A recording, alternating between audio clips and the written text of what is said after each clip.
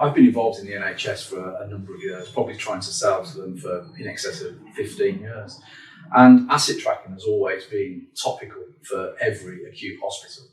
And they all see the benefits of the business case. There's loads of different business cases that asset tracking will generate, but no one can really pull it all together because that infrastructure that's underlying isn't capable of taking all of it.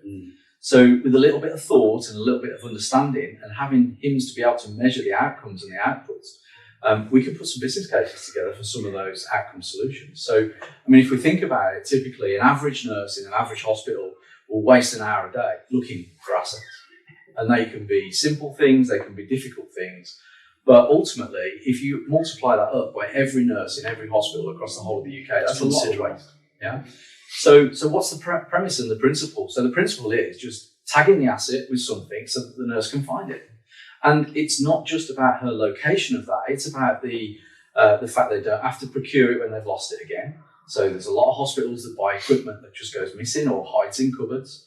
They don't have to worry about the efficiency of that product because it's utilised correctly. So you can look at utilisation stats on the product we see where it is, we see when it's used, and we know how often it's used.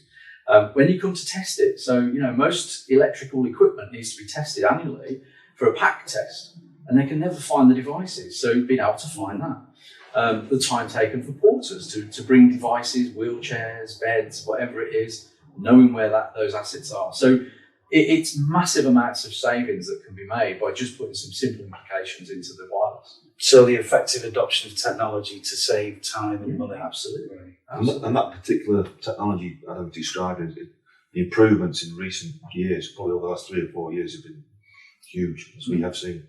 Yeah, the level of accuracy now is down to meters, isn't it, rather than this general area of the hospital. And I think the challenges that the NHS have seen with this is the amount of different business units that need to be involved in it. So, typically it's driven from medical device teams, it's driven from clinical teams. IT sort of have to have ownership of it because it's a bit clunky and it's a bit challenging for them to deliver on the services for that. And estates need to deliver some of the technology around it as well. So trying to get everybody in the trust to work together has always been a challenge. So, if you've got an infrastructure that's there that can support all this, it's easier for them to take bite-sized chunks out of that and build a business case for each one of them. And make the difference. Absolutely. Yeah, it's getting that infrastructure correct in order to go and address the clinical outcomes, which is what it's all about within the NHS.